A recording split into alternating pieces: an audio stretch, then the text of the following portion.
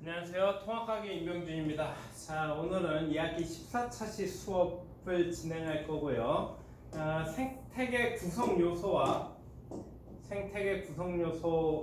환경에 대한 이야기를 좀 할 겁니다. 자, 오늘의 학습목표는 두 가지인데요.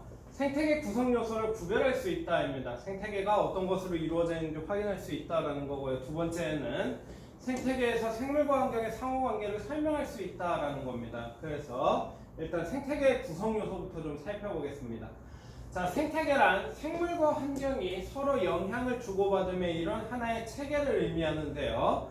일단 개체라는 것을 들 수 있습니다. 개체는 독립된 하나의 생명체를 개체라고 부릅니다. 그래서 여러분 각자가 그 하나의 독립된 생명체죠. 그래서 우리는 각각의 개체라고 이야기할 수 있습니다. 자, 그런데 동일한 개체가 여러 개 모여 있으면, 같은 종의 개체가 여러 개 모여 있으면 우리는 그 녀석을 개체군이라고 부릅니다. 자, 그리고 이런 개체군들이 동일한 종으로 이루어진 녀석들이 여러 종이 모여 있으면, 다양한 종이 모여 있으면 우리는 이때부터 군집이라는 표현을 사용합니다. 군집. 그래서 개체가 모여서 개체군이 되고 개체군이 모여서 군집을 이루는 형태입니다. 자, 그렇게 되면 이 군집들이 모여 사는 어떤 지역들이 있을 건데요. 이 다양한 군집들이 모여서 이루는 것을 우리는 생태계라고 부르고요. 생태계는 다양한 생물과 환경이 서로 영향을 주고받는 시스템 자체를 의미합니다.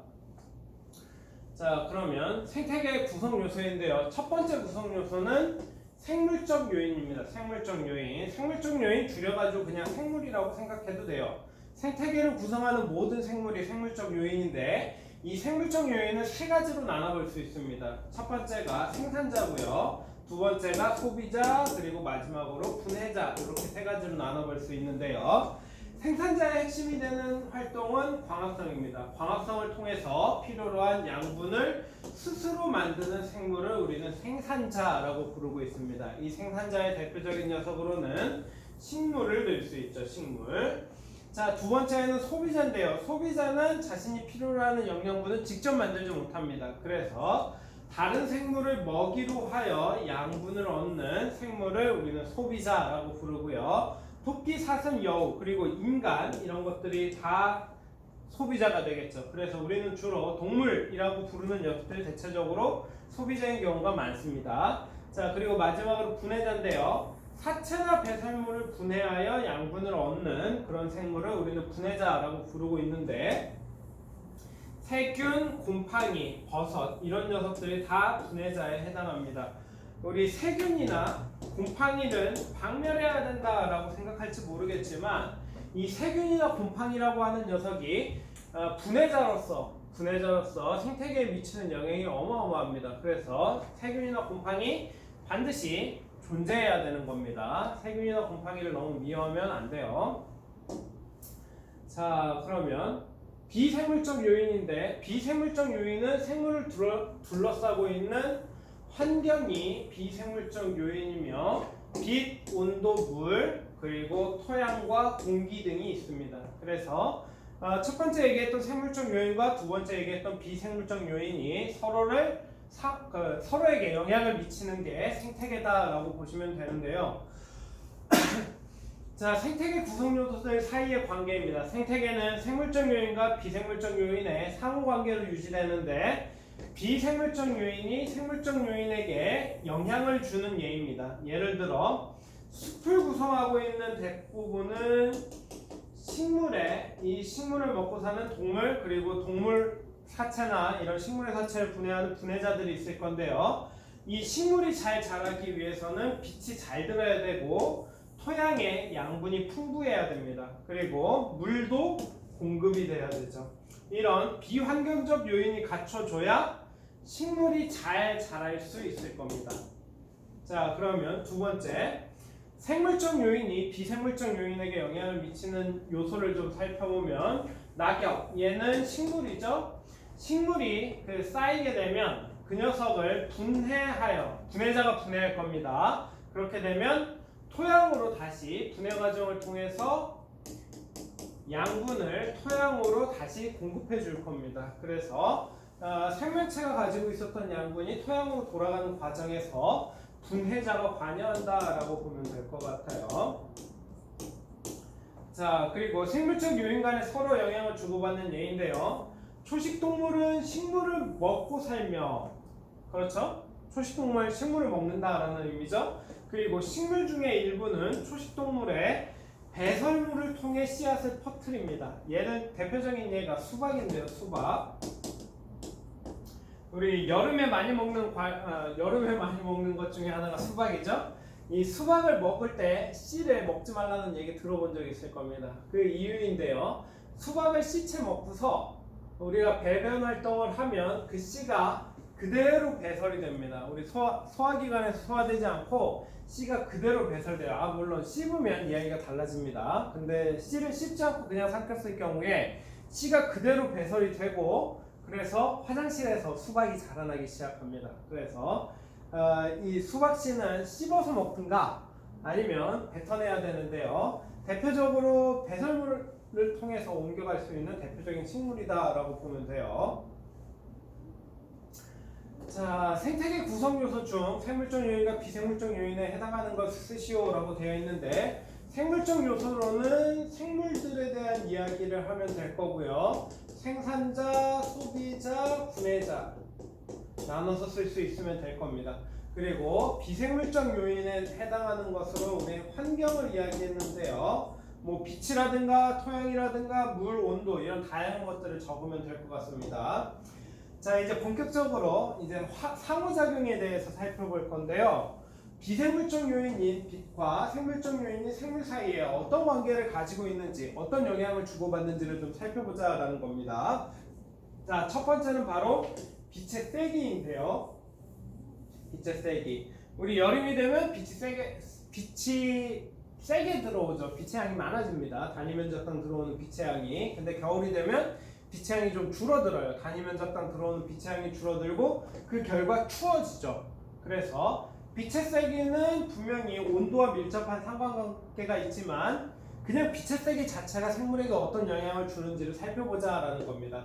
그래서 첫 번째, 빛의 세기가 강한 곳은요. 강한 곳은 식물의 잎의 두께가 두꺼워집니다. 자, 그리고 약한 곳은요. 식물이 얇고 넓어집니다. 그 이유가 뒤에 그림을 보면서 좀 설명할 건데요. 자, 강한 빛을 받는 경우에 빛이 강해지면 빛이 잎을 침투해 들어갈 수 있는 깊이가 깊어집니다. 그래서 광합성을 할 수 있는 깊이가 깊어지고요. 그 결과 울타리 조직이 발달하게 되는 겁니다. 울타리 조직이 발달하다 보니까 잎이 그만큼 두꺼워진다라고 보면 돼요. 자, 근데 약한 빛을 받는 곳에서는 빛이 침투해 들어갈 수 있는 깊이가 얇아집니다. 그래서 울타리 조직이 줄어들고요. 그 결과 잎 전체 두께도 얇아진다라는 사실을 볼 수 있습니다. 잎이 두껍고 얇고에 대한 이야기예요. 우리 겨울에 자라는 식물 생각하면 이제 잎이 삐죽한 녀석들 생각하는데 그 녀석은 온도에 적응한 결과고 지금 얘기하고 있는 건 빛의 세기에 대한 이야기입니다. 빛이 세지면 침투할 수 있는 깊이가 깊어지고 그 결과 잎이 두꺼워진다.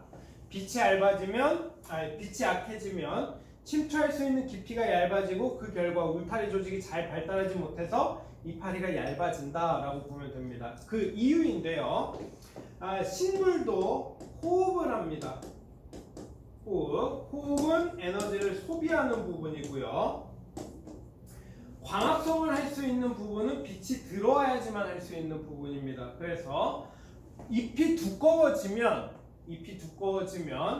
호흡으로 소비되는 에너지가 많아져요. 에너지 소비가 많아지니까 그 에너지를 충당할 수 있으려면 광합성이 많이 일어나야 됩니다. 그래서 만약 약한 빛을 받는다? 잎이 두꺼운데 약한 빛을 받으면 광합성을 할 수 있는 부분이 얇아지고 그 결과 에너지 소비는 많은데 에너지 생산이 줄어드는 결과가 나타나요. 그래서 이파리를 유지할 수 없게 되는 겁니다.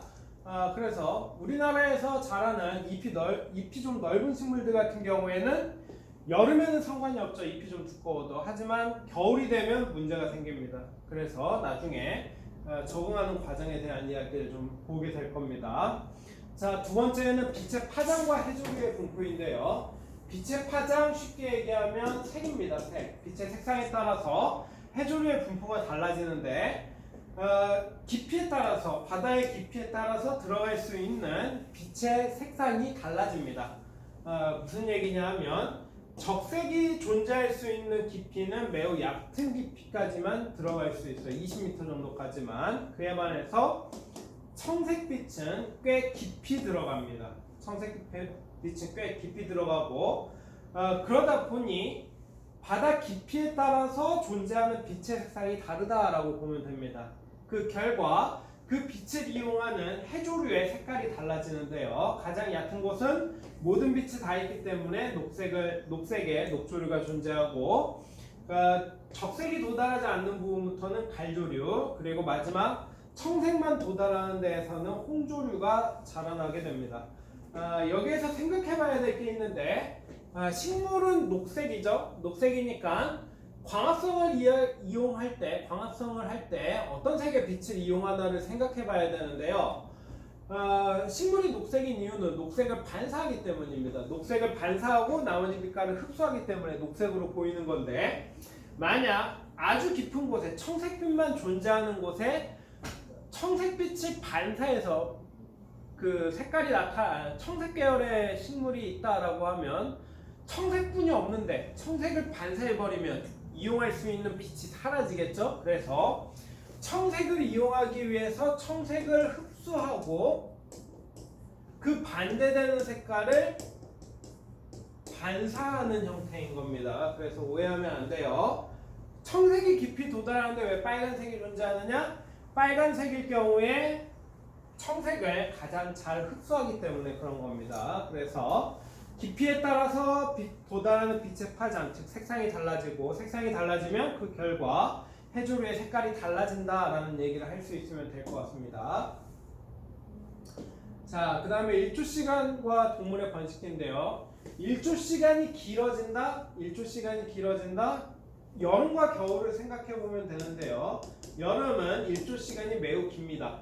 근데 겨울은 일조시간이 짧죠. 강한 빛이 오래 떠 있으니까 더운 거고요. 약한 빛이 적게 떠 있으니까 추운 겁니다. 근데 일조시간이 길어진다라는 얘기는 그래서 겨울에서 여름이 되는 봄이라고 생각하면 될 겁니다. 그래서 봄에 꾀꼬리나 종달새가 부화를 하고요. 반대로 일조시간이 짧아진다라는 얘기는 여름은 길었다가 짧은 겨울로 간다라는 얘기니까 가을이 되겠죠. 그래서 가을에 번식하는 동물로는 송어나 노루 같은 녀석들을 낼 수 있습니다. 그래서 해가 떠 있는 시간 자체가 생물들의 번식에 매우 밀접한 영향을 끼치고 있다라고 생각하면 돼요. 자, 그리고 온도와 생물인데요. 첫 번째는 변온동물입니다. 변온동물은 온도를 유지할 수 없는 동물이다라고 생각하면 되는데요. 자, 개구리 같은 경우에는 추운 겨울이 오면 체온을 유지할 수가 없습니다. 체온을 유지할 수 없기 때문에 활동량이 매우 떨어지게 되고요. 그 결과 겨울잠을 자면서 버티는 겁니다. 땅속에 들어가서 겨울잠을 자면서 버티는 건데요. 반대로 정온동물이 있습니다.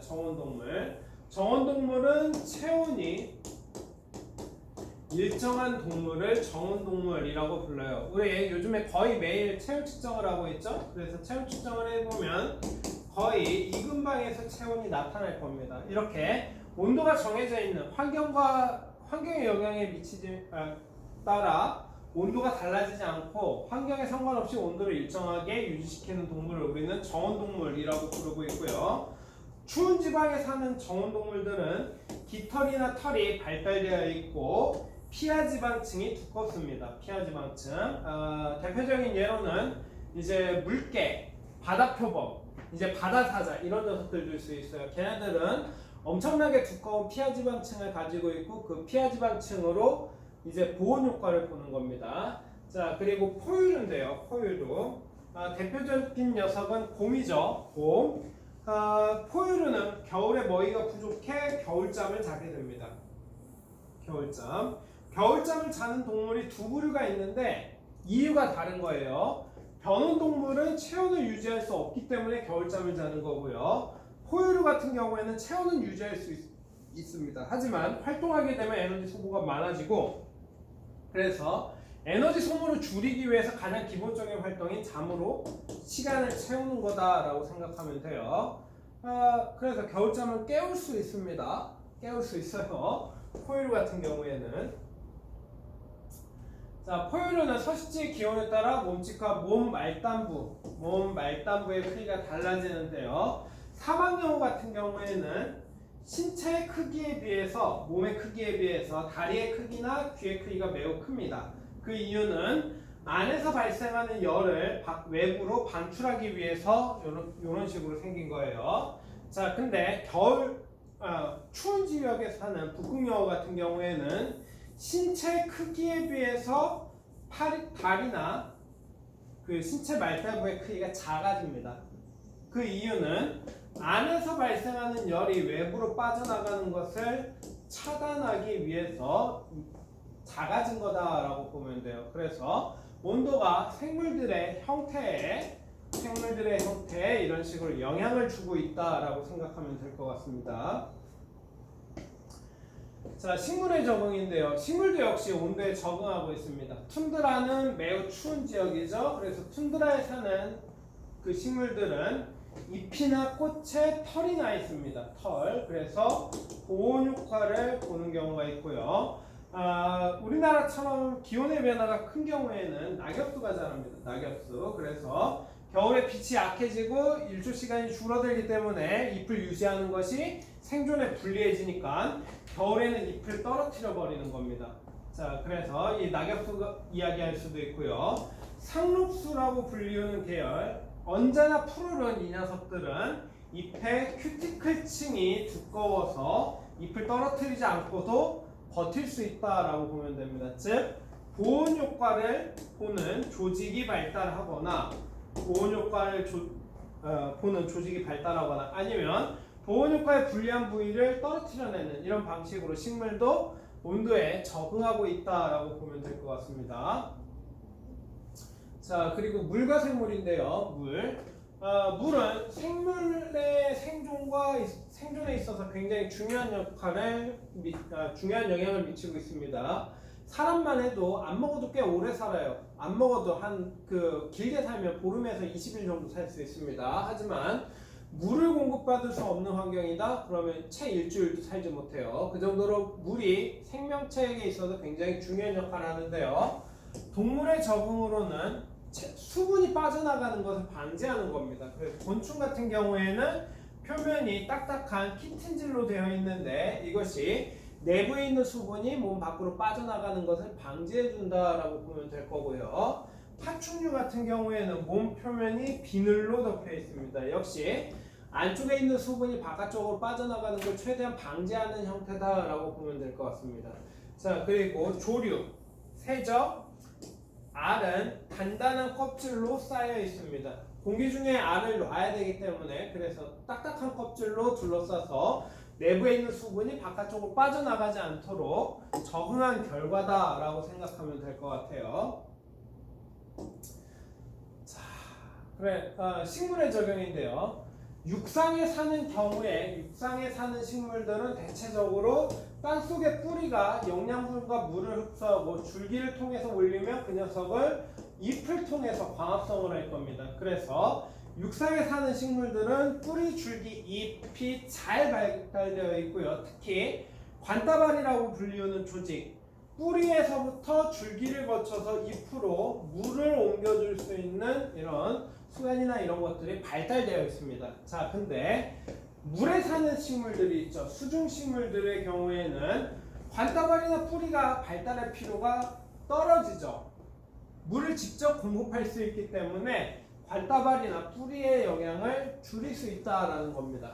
자, 그리고 일부 식물들 같은 경우에는 엄청 높게 자라는데요. 엄청 높게 자라면 문제가 뭐냐면 뿌리에서 흡수한 물을 위쪽으로 끌어올리는 높이가 제한됩니다. 그렇게 되면 이런 식물들은 이파리에서 수분을 흡수하는 역량이 매우 발달해요. 그래서 요즘에 공기정화 식물 중에 그냥 위에다 거치대 놓고 이렇게 널려 있는 식물들 있죠? 얘네들 같은 경우에는 뿌리의 존재가 매우 희박합니다. 그래서 이파리에서 실제로 대기 중에 수분을 걸러내서 성장하는 이런 식물도 존재하고요. 그리고 또 하나 물과 관련돼서 뿌리에 자라는 방식이 달라지는데요. 물이 부족한 지역 같은 경우에는 지하수를 끌어올리기 위해서 뿌리가 깊게 자랍니다. 물이 부족한 경우에. 근데 물이 충분한 지역에서는 깊게 들어갈 필요가 없기 때문에 식물의 뿌리가 옆으로 자라는 형태로 자라납니다. 그래서 뿌리의 발달 이런 거에도 물이 영향을 주고 있다라고 생각하면 될 것 같아요. 자, 토양과 생물인데요. 토양은 물질과 에너지를 원활하게 순환하게 해주고요. 생물에게 서식지를 제공하고 있습니다. 그래서 토양과 생물 사이에는 매우 밀접한 관계를 지니고 있다라고 생각하면 크게 문제될 거 없을 것 같아요. 자, 그리고 확인 문제인데 빛, 온도, 물의 영향을 받아 생물이 적응한 사례를 한 가지씩 쓰시오라고 되어 있는데 빛은 두 가지 있었습니다. 빛의 세기에 대한 이야기도 있었고요. 파장에 대한 이야기도 있었죠. 그리고 온도에 대해선 보온과 관련된 효과들 아니면 생물이 겨울을 어떻게 날 것이냐라는 거 그런 것도 있었지만 사는 지역의 온도에 따라서 개체들 간의 차이가 있었습니다. 그 얘기를 해도 될 것 같고요. 물과 관련돼서는 식물에 대해서 비교적 자세하게 이야기를 했으니까 물과 식물의 영향 이런 것들을 생각해 보면 될 것 같습니다. 자, 개념 정리하기인데요. 생태계 구성 요소에는 크게 두 가지가 있었죠. 생물적 요인으로서 생산자, 소비자, 분해자 등이 있었고요. 또 하나는 비생물적 요인으로서 환경 요인이 있었습니다. 그래서 첫 번째가 생물적 요인, 두 번째가 비생물적 요인 이렇게 들어가면 되겠네요. 자, 그리고 두 번째 생물과 환경에서 생물은 빛, 온도, 물, 토양 등 여러 환경에 대하여 상호작용하며 살아간다라고 했었죠. 적응이네요. 적응하며 살아간다라고 이야기하면 될 겁니다. 자, 그러면 스스로 해결하기인데요. 북극여우와 사막여우의 몸에 나타나는 특징을 온도에 대한 적응과 관련돼서 써보자라고 얘기되어 있는데요. 북극여우는 안에서 있는 열을 바깥쪽으로 빠져나가는 것을 차단하는 형태였고요. 사막여우는 몸 안에 있는 열을 빨리 배출할 수 있었어야 됩니다. 그래서 북극여우는 최대한 열을 안쪽에 보존하는 형태로, 사막여우는 열을 방출하는 형태로 자라날 건데요. 각 여우의 특징에 대해서 좀 생각해 보세요. 자, 그래서 오늘 첫 시간은 생태계 구성요소 환경에 대한 이야기를 했는데요. 다음 시간에도 생태계 구성요소 환경에 대해서 추가적으로 이야기를 할 겁니다. 단 인간에 대해서 조금 더 집중적으로 살펴본다. 인간과 생태계의 관계에 대해서 집중적으로 살펴본다라고 생각하면 될 것 같습니다. 자, 그러면 이번 차시 수업은 여기에서 마치도록 하겠습니다.